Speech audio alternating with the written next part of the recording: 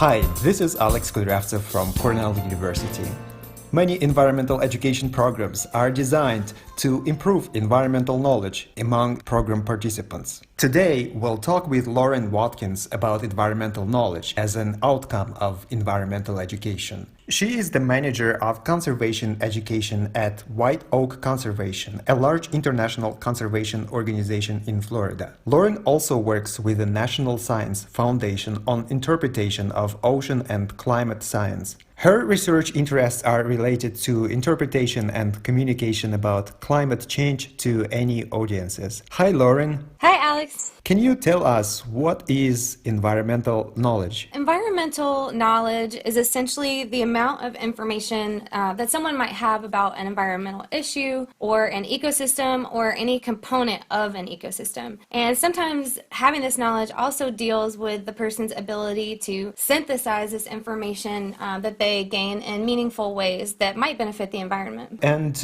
how do you define environment? Is it only about natural ecosystems or something more? Well, environmental knowledge in my realm typically deals with the natural world and even more importantly, how people play a role within the natural world. That's a crucial component to understanding environmental knowledge. So it deals both with people and the natural world and how they interact with one another. So, even more importantly to understand, environmental knowledge can and usually does include human-dominated ecosystems like cities, neighborhoods, communities, even microsystems like their own yards and homes and neighborhoods.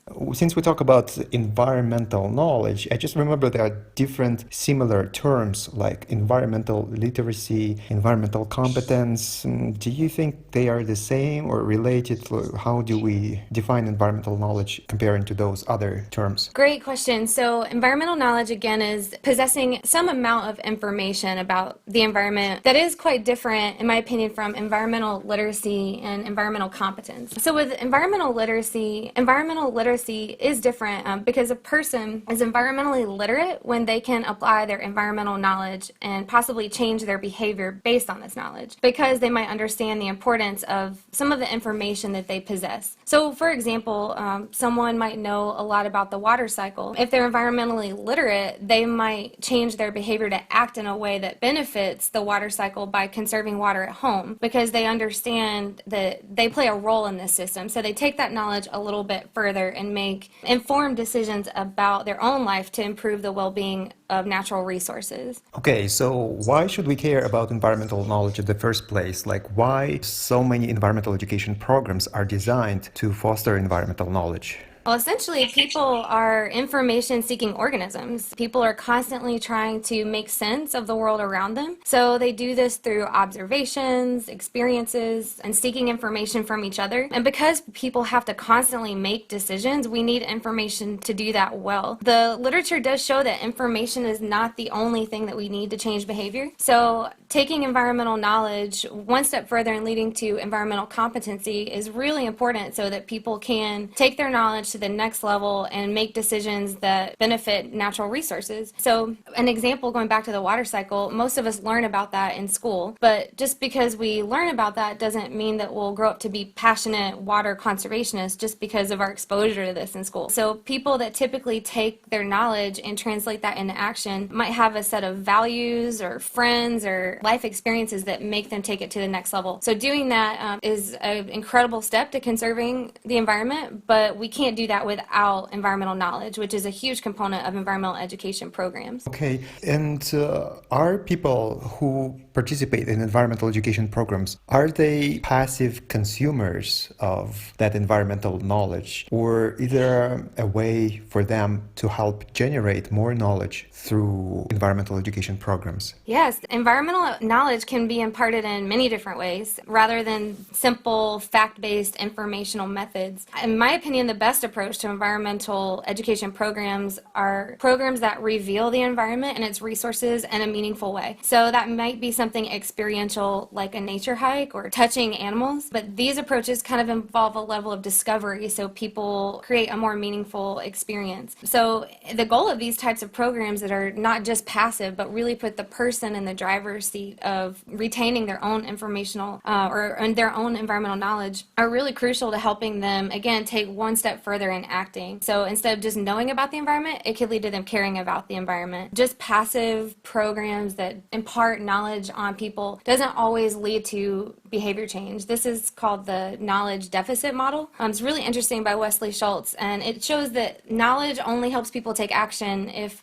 not having that knowledge was the barrier to them not acting to begin with. It's crucial to make sure, especially even with kids and adults, that our approach to environmental education with them is tailored to their audiences. So can you give us maybe some example of your favorite environmental education program or approach that's effective in teaching environmental knowledge? One that comes to mind, and I've used it with small children and around 7 years old all the way to high schoolers. I've even tried it on adults as well, and it's a simulation game, which is what I find a really unique tool to help people really put themselves in their learning experience and really see through simulating exactly how systems work in the environment. So my favorite activity to do with my students is a simulation game that touches on Garrett Hardin's Tragedy of the Commons. It's a fishing game. And essentially, the children or students pretend that they are villagers and they have to provide for their family, and they share a common resource, which is a pond. And so they're not allowed to talk to each other, and they have to fish for their family every year without communicating with each other, and they have limits on how much they can fish for. And what almost happens 100% of the time is that they maximize their gain and fish as much as possible, and the lake is completely depleted. So we do the activity a couple times in a row so they learn to understand the concepts of carrying capacity, limiting factors, and survival of species and people that are sharing resources together. So I really love this activity because it always reveals to them in a really meaningful way that they can't just take the most that they possibly can get from a natural resource without causing it to become depleted and possibly hurt people and the natural world. Wow, this is an excellent example of activities with children. But what about adults? Gosh, adults are unique because typically, in my experience, the approach of environmental education with adults is to change their behaviors. So this can be a great challenge. I find that integrating humor and storytelling into programs for adults really helps a lot. It keeps programs that might typically be very fact-based or even a little bit depressing at times, especially with the topic of climate change, from becoming too depressing to talk about. So I try to frame my programs with hope and integrate a lighthearted approach to talking about the programs. My best tool, I would say, my toolbox for communicating with adults during environmental education programs are to use analogies that they can really understand. So when I talk about climate change, for example, I describe how gases like CO2 that are emitted from our vehicles are creating something like a heat trapping blanket around the earth. And this heat trapping blanket keeps us warmer and warmer and warmer because these gases can't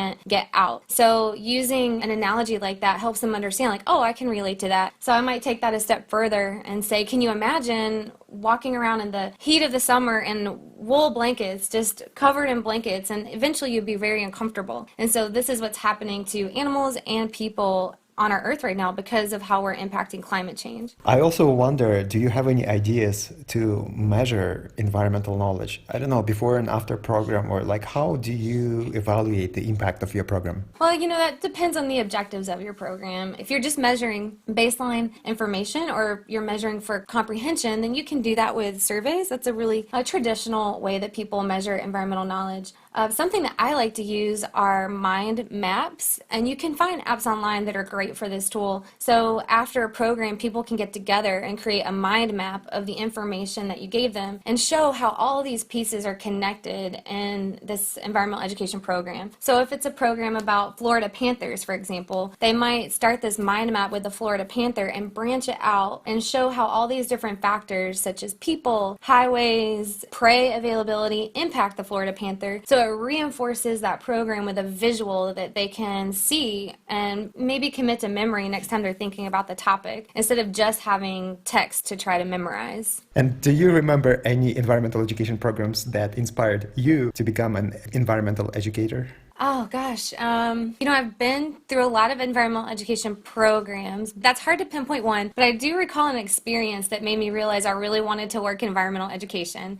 Really quickly, I was on a hike with my dad in the woods, and I was about 10 years old, and a snake crawled across my foot as we were hiking in the woods, and my dad took off running and screaming through the woods and left me there because he was so terrified. So I went to school the next day, and my teacher helped me learn all about snakes to teach him so he wouldn't be afraid anymore or leave me abandoned in the woods with a snake. So I would say that's a significant life experience that I had that made me realize that I loved learning more about the natural world so I wouldn't be so afraid of it. Well, thank you so much, Lauren. It was so fun and informative to talk to you. Bye bye, Lauren. Bye. Thank you so much for having me.